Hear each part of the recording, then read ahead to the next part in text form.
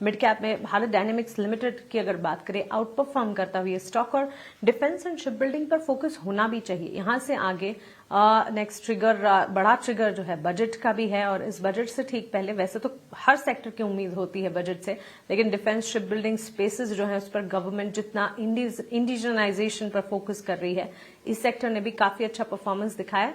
कुछ क्वार्टर्स या आप कह सकते हैं लास्ट 1-2 क्वार्टर्स में थोड़ा सा मोमेंटम कम भी हुआ था इन स्पेसेस का, लेकिन यहां से वापस चलते हुए 3% की तेजी भारत डायनेमिक्स लिमिटेड में as we speak. Cochin shipyard में भी 1.5 से 2% तक की मजबूती है। इसके अलावा नाइका, वही यूनियन बैंक जैसे स्टॉक्स हैं जहां पर अच्छा खासा एक्शन देखने को मिला है। नाइका की अगर बात करें, वहां पर बिजनेस अपडेट्स आए हैं जो अच्छे आए हैं। न्यूज फ्लो का इम्पैक्ट है जो कि स्टॉक पर रिफ्लेक्ट होता हुआ दिख रहा है, और साथ यूनियन बैंक ऑफ इंडिया में भी हम देख रहे हैं 3% की तेजी।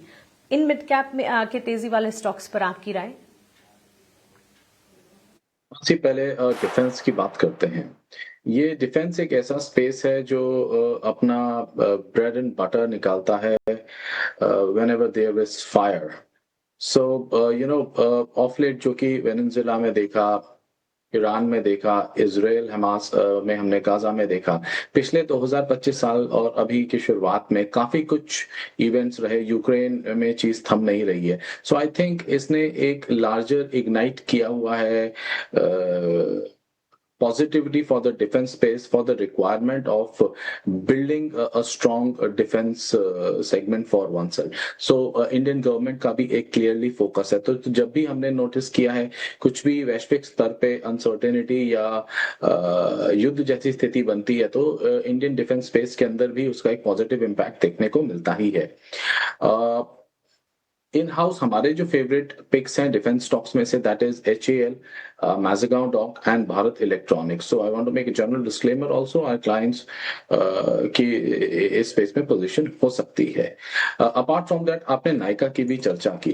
फेस्टिव सीजन अभी अभी निकला ही है और अभी शादियों का समय भी चल रहा है, तो नायका जिस तरीके के बिजनेस के अंदर है, आई थिंक वो आने वाला क्वार्टर उसके लिए अच्छे रहने की उम्मीद है। बिजनेस अपडेट्स भी बेटर आ रहे हैं। आई थिंक इसी चीज को देखते हुए अभी इस शेयर के अंदर एक रीजनेबल उछाल प्राइसेस में हमने देखा है, 245-250 की रेंज पे बढ़ता हुआ 270, एक ऑलमोस्ट 10% का अपमूव फोर्स कर चुका है। लाइफ अपने एक ब्रेकआउट पॉइंट की तरफ जा रहा है, 52 वीक्स हाई की ब्रीच होता हुआ नजर आ रहा है। गोइंग फॉरवर्ड आई थिंक 300 का लेवल जल्दी हमें दिख जाना चाहिए।